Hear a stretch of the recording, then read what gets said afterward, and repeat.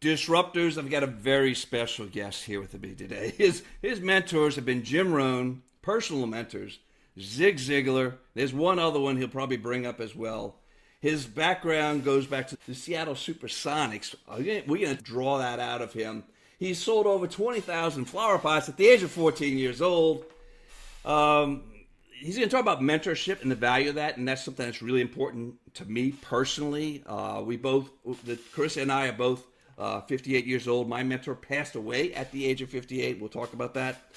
And of course, we're going to talk about the coming of the American revival. So there's a lot to unpack. I want to bring Chris Widener into the show. Welcome to the Close the Deal podcast, Chris. Well, thanks for having me. I appreciate it. Man, Chris, I like to open up. I know you're a foodie, and Yep. I'm in New Orleans. I promoted Louisiana seafood, worked with amazing chefs for years, and I love to ask the question, where do you like to take somebody for breakfast, lunch, or dinner? And you're from Chattanooga. Chattanooga. To close the deal, where do you take them? Well, it's interesting. There's a few great restaurants in Chattanooga. There's a lot of restaurants, but I don't think there's a lot of great restaurants. Now, part of that is because right before we moved to Chattanooga, we lived in Scottsdale. Yes. So what do you have in Scottsdale? You have a bunch of rich retired people. So what does that mean? You have tons of golf courses, tons of restaurants. I always say in Scottsdale, you can blindfold yourself, spin in a circle, throw a rock in any direction and hit a great restaurant. Yeah. Chattanooga, not so much. But there's some great restaurants here. One is at the Reed House Hotel, which is right downtown. And I can't remember the name of it, but it's their steakhouse. Great steakhouse, really good. There's a great little, it's a high-end Mexican restaurant. So, you're not getting like, tacos with the, the beans and the rice or whatever. It's called Taqueria Jalisco. That's really good. There's a good steakhouse called Main Street Market. And then there's a great Italian restaurant here. And I think it's called Boccacino, if I remember right. Okay. But it's it's kind of like down a dead end in the warehouse district. Yeah. And it's only got like 12 tables, but there's some good restaurants here. But locally, I live in a suburb. And so if I don't want to drive into downtown Chattanooga, we go to a restaurant called the Local Goat is the name of it. And it's sort of it's not a super fancy restaurant, but they got great food at a great price. I love it. All right. Okay. Well, you just hit all the highlights. So anybody going to Chattanooga, you're going to keep them busy at least 2 days. Oh, no. And I got to give a shout out because this is my favorite restaurant. I totally forgot about it. We had not gone there for like the first 2 years of living here. We'd never heard of it. And then we've gone back like 4 times in the last year of moving here. It's called Sidetrack. Okay. And it's right next to the train track. And every time I go there, I stare at the menu and I try to find one reason not to order the same thing over and over again. But they have an almond encrusted red snapper. And every time I go through that menu, I find myself going, I got to do the snapper. So I end up doing the snapper. I've been there 4 times. I've eaten the snapper 4 times. Okay, so we could probably talk. I think you and I could probably end up talking about food for the whole duration of the show. Yeah, but we're gonna transition. All right. Who or what are you grateful for that helped you get you where you are today? Well, I'd say first of all God, but I think everybody says God, so we'll give that as a given. But I had gone through a really tumultuous time in my life. Was married 27 years. Went through a divorce. And I was, the pinnacle of my career, and I was 2,500 speeches, 25 books, 14 languages, Motivational Speakers Hall of Fame, top 10 salesperson, sales speaker in the world by Success Magazine, on and on and on and on. And I went through this divorce, and I thought, I'm moving out of Seattle, because when my mom was 70, I called her on her birthday, and she said, after wishing her happy birthday, she said, by the way, I'm moving to Tucson. And I said, you're moving to Tucson? What are you talking about? She goes, I'm 70 years old. I've lived 70 years in the rain. I'm not going to die in the rain. And she, at the age of 70, packed her stuff up and moved to Tucson. Well, I was 50 when I went through this divorce. And I said, I've lived 50 years in the rain. I'm not going to die in the rain. And I moved to Scottsdale. And I met my wife, Denise, in Scottsdale. And went on a few dates, and then we thought, well, let's take a trip. So we took a trip, and at the end of that weekend, I sat her down, and I said, look, if you look online and all you believe is what you see online, Mm-hmm. you're going to think that I'm the greatest thing since sliced bread. But I got Mm. to tell you, I am at the lowest point of my life. Wow. And my wife, not then, but Denise, she said to me, she said, if this is the lowest point of your life, I can't imagine how the great heights of your life will be. Mm. And I thought at that moment, I am going to marry this girl. Mm. And we did, and we've been married. And she has two daughters that I consider my own daughters. I don't even call them Mm-hmm. stepdaughters; I call them my Mm-hmm. daughters. Mm-hmm. And she was just really great for me to help me, recover some confidence and all that kind of stuff. Yeah, and your upbringing was rough, Rough, really rough. yeah. And I know it started to turn when you became a ball boy, but maybe touch a little bit on. Yeah, I mean, my dad was the yeah. fifth partner at an architecture firm called NBBJ. Mm-hmm. They're in the top 20 largest firms in the world now. They did, Mm-hmm. I think it was the Google headquarters they did. Um, I mean, pick a major city anywhere, Johannesburg, Tokyo, Berlin, anywhere. They have offices all over the world. Well, at the time they had 150 architects. Now they have, I don't know, 7,500 architects or something. Mm-hmm. And last year he was alive, 1969. He made $90,000. Mm-hmm. We lived in a country club called Sandpoint Country Club in Seattle. Biggest house on the biggest plot of land overlooking the course, Lake Washington, and the Cascade Mountains. Long story short, 1970, he died at the age of 41, and he only had $30,000 worth of life insurance. Mm-hmm. So I tell everybody, anytime this story comes up, hit the pause button, schedule yourself a meeting with a life insurance agent. My coaching clients, Mm-hmm. I tell them if they're young and making a lot of money, I tell them. I had one guy, he was 35, making 450 grand a year with four kids under the age of 10. And I asked him, how much life insurance do you have? He goes, oh yeah, boy, I sure need to get one of those. And I said, you don't have life insurance? He goes, yeah, no. I said, well, here's the deal. Before you call me for your second call, you better have at least $2 million, and you should probably have $5 million worth of life insurance. Wow. He goes, haha, yeah, no, I know, I really need to do it. And I said, I'm being serious. Don't call me again. Mm-hmm. If you can't take responsibility for your wife, who's used to getting 40 grand a month put in her bank account, Mm-hmm. and he was a young former college football player, he ended up getting like $3 million for like $180 a month or something like that. Jeez. So that began a downward spiral in my life. And long story short, 28 homes, 11 different schools, shipped off to live with relatives twice, once in the fourth grade, once in the ninth grade.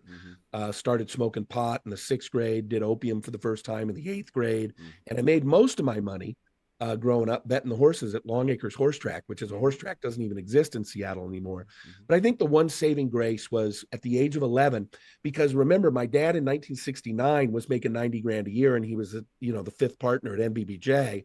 Well, the Sonics started in 1967. So growing up, we had 4 front row seats to the Seattle Supersonics. Like literally our feet were on the court. On the paint. And yeah, and here's the crazy thing.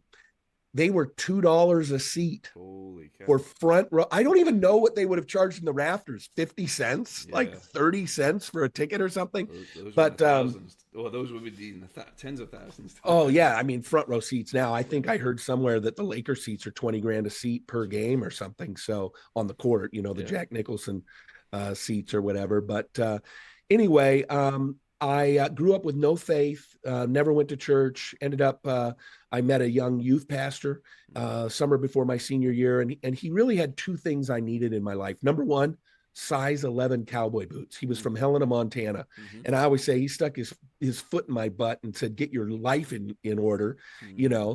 and because my dad had died. I didn't know my grandfathers. My brother's 13 years older than me. He moved away when I was 4 and married a woman who hated my mother. So I rarely saw my brother. So I had no male role models in my life. And so this youth pastor kind of took me under his wing. So he gave me that discipline, but then he also told me that God had a purpose for my life. And I had never heard that idea. Like it was just a concept I'd never heard before. And he said, you have great skills and you have great talents and you're smart and God wants to do something with your life. And that was the message that I glommed onto. And so it was a crazy upbringing, but it got it turned around in high school, summer before my senior year of high school, and it hasn't been perfect by any means. Obviously, I've already told a couple of the stories, but Yeah. it's been a great life, and I've enjoyed it. So that led you to working with the Supersonics? Yeah. Yeah. So when I was 11, Okay. my mother started working the back doors, my dad's best friend was partners with the owner of the Sonics movie business partner. Uh-huh. And so plus I was at all these games. Like I was the only like 7-year-old at all these Yeah. games sitting in the front row because Yeah. I was such a huge basketball fanatic. So at the age of 11, I got a job as a ball boy. Mm-hmm. I spent 7 years there. My first year, I started shortly after the season had started. We were 5-17, Mm-hmm. last place in the Western Conference, Mm-hmm. and at 5-17, actually I started at 2-11, and at 5-17 they fired the head coach. Bob Hopkins. The Mm-hmm. coach before had been Bill Russell, Mm-hmm. and his cousin Bob Hopkins took it over, and they just were horrible.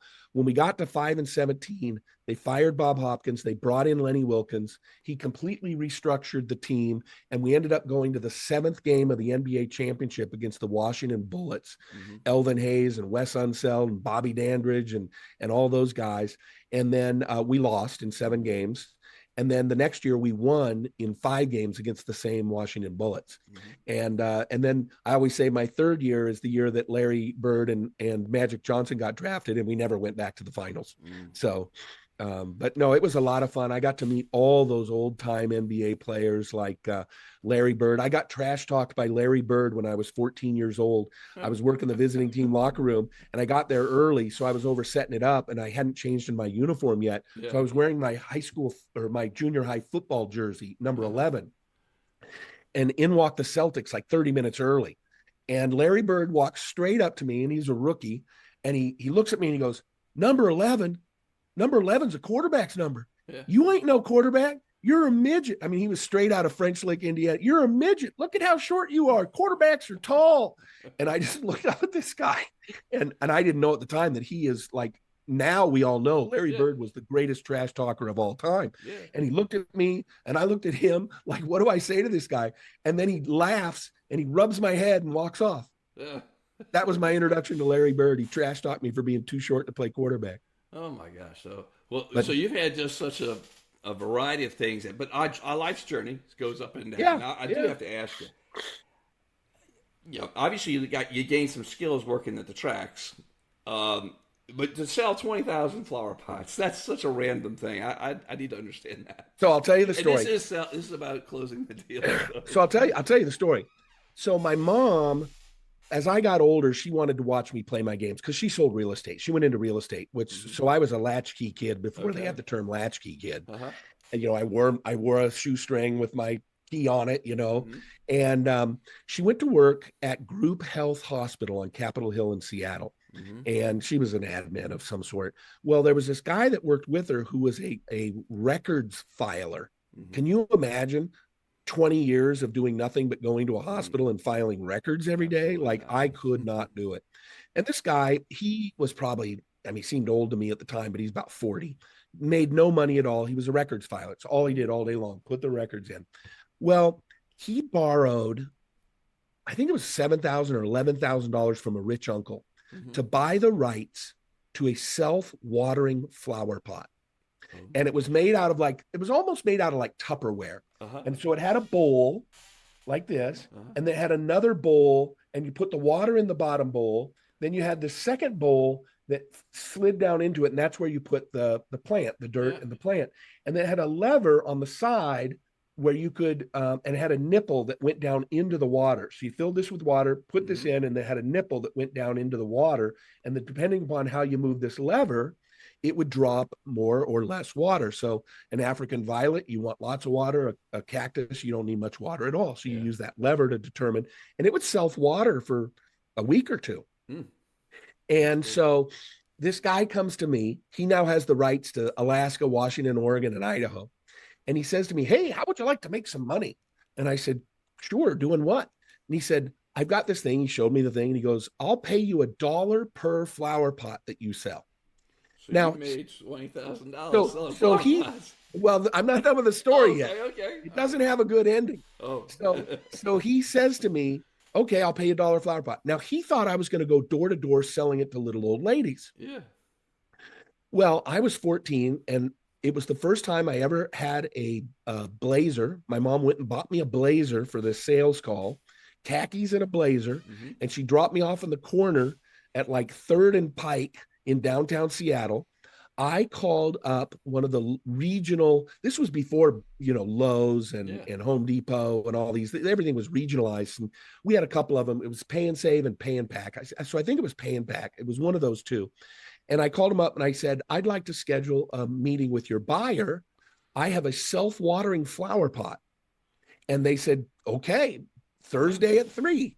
So my mom buys me a blazer and drops me off. I walk in and all I brought was the pot. Yeah. That's it. And the buyer must have just thought, dude, you're like 14. And I said, just let me show you the pot. And he goes, okay. So we went over and I filled the thing with a water fountain or a cup of water or something. And then I took the empty, I didn't have any dirt or a plant in it. I set it down in there. You could see that this one was empty on top, and I moved the lever and the water came up. Mm-hmm. All I did, that's all I did. Yeah. And he said, and I think they had about 120 stores. Mm-hmm. He said, I want to do a 1-year test on this product through 20 stores. Mm-hmm. He said, I will take 4 boxes per month per store. Mm-hmm. And so let's call the boxes, they were 24, but for the math's sake, we'll say 25. Mm-hmm. So we ordered 100 boxes per month for 20 stores. Mm-hmm. So 2,000 pots a month for a year. I walked out with a purchase order for 24,000 pots. So the next day, I took the bus to my mom at the hospital, Group Health Hospital, and I walked in and I said to this guy, I can't remember his name, but I said, hey, I sold some pots. And he goes, how many pots? And I said, 23,872. And he goes, huh? And I showed him the purchase order from this regional chain of things. Now, that's an amazing story, right? Yeah. But the sad part of the story is, and this goes to a lot of people who undermine themselves.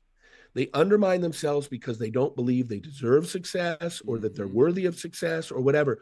I kid you not. He was so terrified, he called the pot company up and asked for his money back. Oh, my Lord. Now, the question I never got to ask my mother before she died was, why didn't you go beg, borrow, and steal $7,000 or $11,000 and buy that contract so we could have made the the thing? Oh. And I got the purchase order, but he never fulfilled it because he was terrified of being successful. That is the perfect bridge for the next part about believing, having somebody believe in you, because obviously he wasn't believing in himself. No. You didn't know any better at 14. You're just going into, hey, I got a pot. It makes sense to me. He saw a problem. You offered a solution, and he bought 24,000 pots. Yeah. So many people don't believe in themselves or don't know, have never had a mentor, right, in their life. I've been very blessed, like you, have had 2 incredible mentors. At the age, when I was young, I heard my friend Julio Malara speak. You were mentored by Zig Ziglar and Jim Rohn. My buddy was mentored by Zig Ziglar, opening up, speaking for him.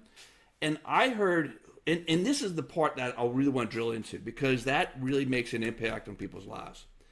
I grew up, my dad was a dentist. He was a great dentist, but he wasn't a business person, so I never heard the business talk growing up, right? I heard Julio speak at the age of 24 years old, pitching his book at a publishing firm that I was working at. He and I were working at. And it opened my mind because it was all about success and mindset. And he had just started his tour. Talk to me. You have had such an incredible background, changing lives, impacting lives. I saw that, and it opened my eyes. That and my wife, girlfriend at the time, changed the trajectory of my life. I believed in myself. I became hyper intentional. That gentleman you just described, that's a sad scenario, to be quite candid. Yeah. But people believed in you, and that was a turning point for you. Let's talk about that. Let's unpack that. Yeah, I had some great mentors along the way in college. I ended up going to Bible college to get a degree in youth ministry because I wanted to help kids like me, these at-risk kids. It lasted 3 years until I realized I couldn't stand high schoolers. Mm-hmm. And so but I ended up going out to northern New Jersey. My first job out of Bible college was in northern New Jersey, a little town called Mendham, New Jersey. Very, very affluent area. Like all the people in our church were titans of industry. You know, we had the number 2 guy at Prudential, we had the number 6 guy at Exxon, the director of human resources for Exxon. It was either telephone, pharmaceuticals, or oil. Everybody was in those businesses there in northern New Jersey. And so I had a lot of these kids in my youth group whose parents were running some of the biggest companies in the world. And one of them was a young man and his older sister who were in my youth group. And their dad at the time, living in New Jersey, was the senior vice president of Mars Candies. So they're basically based in McLean, Virginia, and then up in Hackettstown. And so he was senior VP of marketing for them. He eventually then left and went to Calcan, which is a wholly owned subsidiary of Mars. And he was the president of Calcan for a number of years. And then he ended up being the CEO of Mars, or as he always used to say, the highest position you can get at Mars without being a member of the family. And I remember when I left New Jersey, I decided to go out and become what they call a church planter. So I've always been entrepreneurial. So even when I was a pastor, I started my own churches. So I started my first church at the age of 25.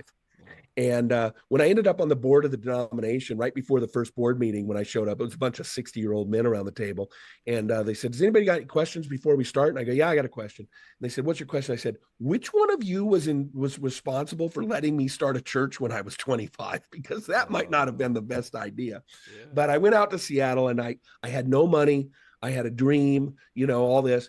And I started getting a check from this guy who was at Mars Candies. I just randomly got a check and I called him up. I said, thank you so much. I appreciate that. And the next month I got another check. And I thought, well, that's really great. And the next month I got another check. And I called him up and I said, hey, you've sent me 3 checks now. And I appreciate it. That's very great. Thank you very much. And I said, why are you doing this? Because when I left that church, even though it was very, very affluent, I left and I didn't ask anybody for money. I didn't ask a single person to sponsor me or help or anyway. I just left. And it was surprising to me, the people I thought would have donated who didn't, and the ones who I never would have thought donated who did to help. Yeah. I will never forget this as long as I live. I was a 25-year-old young man, and Mike said to me on the phone, he said, I'm supporting you because I believe in you. I can remember where I was. I can still see, and I'm 58 now. This was 33 years ago. I can still remember hearing this successful business person say, Chris, I believe in you. And just when somebody else who's been successful says, I believe in you, it's like loaning you some belief in yourself. And it was interesting. We eventually got the church up and running and it was self-sufficient and, you know, all that kind of stuff. I called him up one day and I said, hey, you know, we're self-sufficient and all that. I said, if you want to redirect your giving dollars somewhere else, you know, I'm totally fine and happy. And he said, Chris, I still believe in you and I'm going to keep giving you money until God tells me not to. And so he would sponsor mission trips. He'd call me up and say, raise as much money as you can and whatever you're short, I'll pay the rest. So having people like that. And then of course, eventually, you know, I from 2002 to 2009, I spent 2 years working with John Maxwell. I ghost wrote for John Maxwell. I spent 2 years as the co-host of Zig Ziglar's television show. And I spent all 7 of those years working with Jim Rohn. Wow. And when Jim Rohn gave me his endorsement, the written endorsement, the official one that I could use, it said, Chris Widener is the leader of a new generation of personal development and leadership experts. And I thought, wow, if that's Jim huge. Rohn would say that. The other thing that was really interesting, the first fiction book that I ever wrote, I started writing little business fiction books, and I gave one to Tom Ziglar, Zig's son.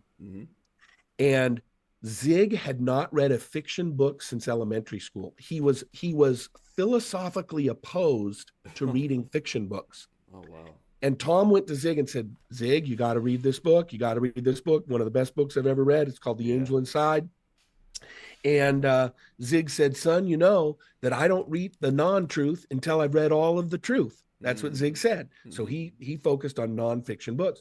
Well, eventually he read the book because Tom just harped him long enough.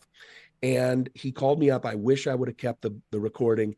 And in his Southern drawl, hello, Chris, this is Zig Ziglar. And he said, this is going to be the first fiction book I've ever endorsed in my life. And it was called The Angel Inside. It was a little story about a 28-year-old guy who was struggling with being in business. And the whole book is 1.5 day in Florence, Italy, where he meets a little old Italian man who takes him on a tour of the city of Florence. And they end up at the foot of the David.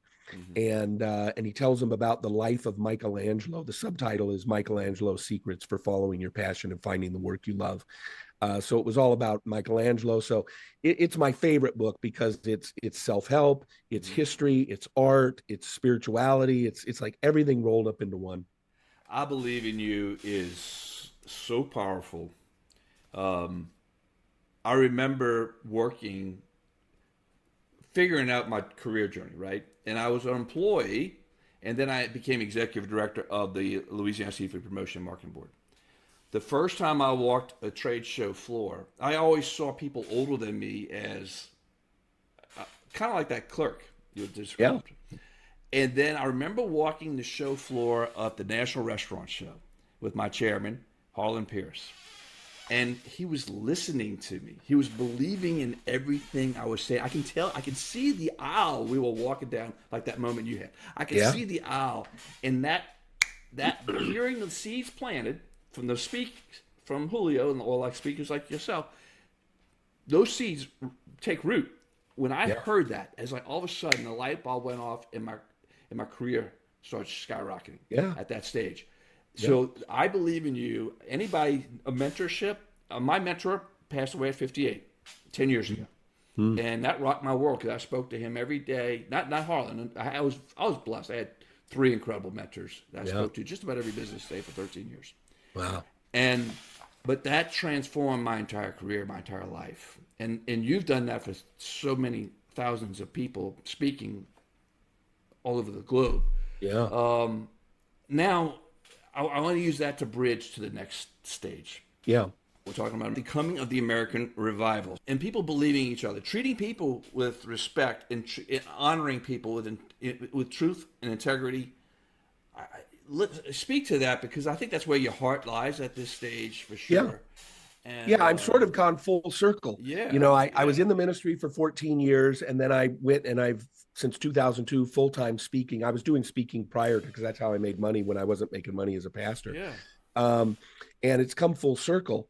And so I'm basically doing a lot of ministry speaking, but I'm really building out a mentoring program for faith-based entrepreneurs, business owners, CEOs, and the like. And I was looking in the mirror about a year ago and I was shaving and I remember looking at myself. It was the weirdest thing. And I thought, I'm looking at my face with the lines in it now. And I remember thinking, you're the old guy now. Yeah. You're the age of those guys when they took you when you were 30 years old. And one of the things that I've really come to believe, because I've been very involved in politics. I got involved in my very first political race in 2004 when my best friend came to me and said, I'm running for governor and you're the motivational speaker. Will you help me? So I spent 4 days a week on his campaign and ended up on he won the vote, he won the recount, and he lost the second recount by 129 votes. It's the closest governor's election in U.S. history. Wow. And that's how I got involved in politics. So I've ended up doing speech coaching for people running for president, senator, governor, Congress, all the way down to, city council. And so I'm very, very involved in politics, very interested in politics.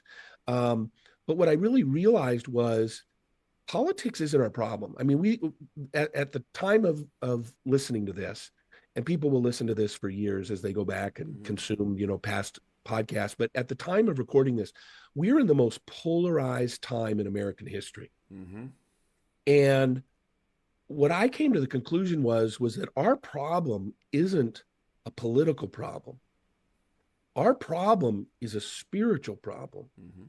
And, Christianity, spirituality, it solves all the major problems. People are like, well, what would being a Christian solve any problem? I'm like, well, let's just start with love your neighbor, love one another, be patient with one another, bear with one another, don't lie, don't cheat, don't steal, don't murder. Like, let's just start with the basics. We don't have to get into all the nuances of, different faiths' teachings. But, the three major faiths all believe in the 10 Commandments, Yeah. and what would happen if our politicians stopped lying to us? What Yeah. would happen if your business partner stopped lying to you? What would happen if we just live by those simple spiritual principles? And so what I've done is I wrote a book called The Coming American Revival, which sort of lays out the idea that what we really need is spiritual revival, and that would solve our problems. It would solve the fighting and the infighting and the polarization. And when you look historically at how revivals have affected the whole of the country, it's pretty amazing.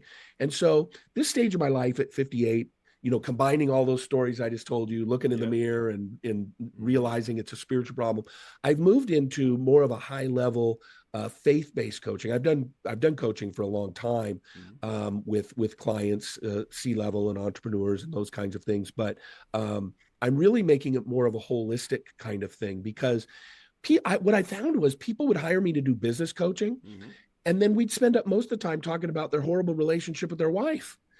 And people will say, well, I don't need relationship coaching. I need business coaching. Well, and you and I mentioned this before we started recording. Have you ever had a blowout with your wife at 8 a.m. before you had to get in the car to be at a 9 a.m. meeting? You are far less effective in that meeting because of a relationship problem. Yeah. So when we can bring peace to our homes and peace to our neighborhoods and peace to our families, and when we're feeling healthy, it's hard to work all day long when you're 75 pounds overweight. When you're fit and you've taken care of your body and your emotions and your mind and all that. So I've really kind of created a holistic coaching approach with people now, faith-based. Truth, integrity, matter.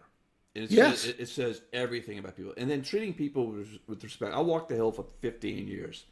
And I can't imagine trying to do it today. It's so polarized, it deteriorates to people calling each other's names. And I'm going to bring up something I've heard you talk about before. Gordon Ramsay, and I've worked with amazing chefs. Yeah. But Gordon Ramsay sets, I think, possibly the worst possible example of how to treat other human beings. Yep. And it comes down to just treating people the golden rule, right? How you would want to be treated. Yeah. Well, it's funny. My wife and I's first ever dinner date was at Mesa Grill in Caesar's Palace in Vegas. Okay. Mesa Grill is now gone, and now it's his new one called Amalfi. Well, right next door is Gordon Ramsay's. And you walk me up to those two restaurants every single time. Every single time I'm going to Amalfi. Yeah. Even if Gordon Ramsay's was better, I'm never going to give money to somebody who treats people like that. Yeah. Now, unfortunately, there are a lot of hard asses in the business world who've been wildly successful. Yeah. Steve Jobs was renowned for, making people fall into tears. Bill Gates, I spent 50 years in Seattle, man. Steve Ballmer. Yeah. I mean, I've heard stories about the way these guys have acted like 12-year-old petulant children, screaming and yelling at people. There's a lot of mean-spirited people who've been successful, but I would rather make my money with somebody who's kind and generous and sees the big picture. I got a friend of mine named Steve Shatkin he has a franchise called Mammoth Coffee House, and he's got a small restaurant called Ursa in Mammoth Lakes, California, and he just wrote a paper about chefs treating their sous chefs and the staff with respect. And bring it, and he hates the word front of house and back of house. He likes the word kitchen and dining room, like family, right. Bringing people together as family, and that's what this life is about. It's about serving others. Well, think about Chick-fil-A. Yeah. Chick-fil-A is closed every Sunday. Yeah, I was walking through somewhere the other day. Oh, it was the mall. After church, we went out and we just went to the food court, and Chick-fil-A closed when everybody's there. Closed. So that they could treat their employees to a day off that they know they're going to always get. Now, I don't know. I'm sure you have because you're a franchise guy, right? Yeah. The last time I read, Chick-fil-A does more per restaurant in 6 days than like the next 4 combined in 7 days. It's insane what they do. Yeah. And you can be successful and treat people decently. And I'll tell you a local story in Seattle. It's called Dick's Drive-Ins. I think they probably own 6 or 7 now. Now they've got some in Spokane. Yeah. Dick's Drive-Ins. They're owned by the Spady family, and I'm friends with the Spady family. Best burgers ever. I love Dick's Drive-Ins. I mean, the everything about it's great. But for 30 or 40 years, they have paid double the average salary. Holy Everybody cow. else making $7 an hour, they're paying $14 an hour. And when you walk up, there's no inside dining except the one down by the Coliseum. It's walk up. It's a drive-through or walk up. Yeah. And they have these little signs there. And it says, work for Dick's, $15 an hour. After 6 months, you get college, money for college. Yeah. These folks built an empire in the Seattle area by treating their employees right. I love it.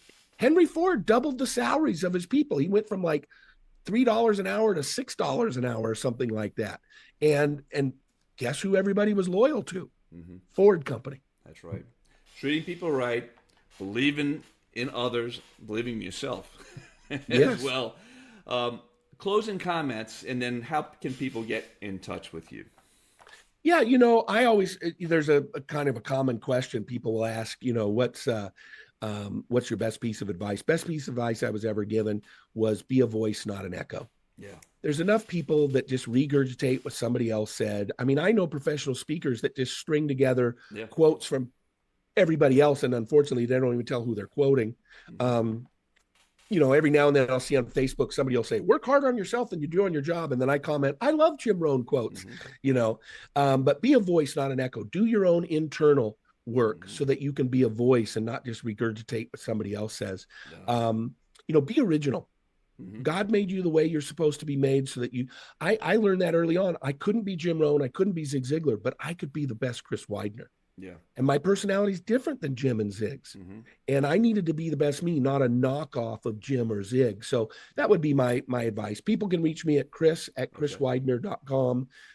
Happy to help if anybody's interested in doing some faith-based coaching or any of that kind of stuff. But chris@chriswidener.com, traditional spelling of Chris, CHRI as well. It's right there on the screen. And it will have your links in the site, on the site. Chris, this has been an honor having you. I appreciate it. Thanks for having me. You lift me up. I'm sure you lift millions up doing what you do. Appreciate it. Well, thank you. Appreciate having me on. Absolutely. That is a wrap with Chris. Folks, I hope you found some value in this for those of you, especially if you're younger listening to this and you haven't found your footing. Life is a journey, and having someone believe in you, find that mentor for yourself. Be intentional about that. I was fortunate. I fell into it. I recognized it for what it was, and I became a sponge, and that's important. Become a sponge when you're around those people. Put yourself in a situation where you find those people, and the younger you do that, you bring. I love this expression. You are bringing the future forward to yourself, because you're going to learn from their wisdom. You're going to learn from their experience. Well, it'll save you a lot of heartache and pain, and it'll accelerate your growth in anything that you do in life. Find the right people of an integrity, because that is critical as well. Check out theclosethedeal.com. Learn some more. If you like this episode, do me a favor. Like, subscribe, hit the bell, hit 5 stars on Apple. All those things are appreciated. We provide this content for free, trying to bring value to our community. And you know the drill. Be intentional and make the day a great day.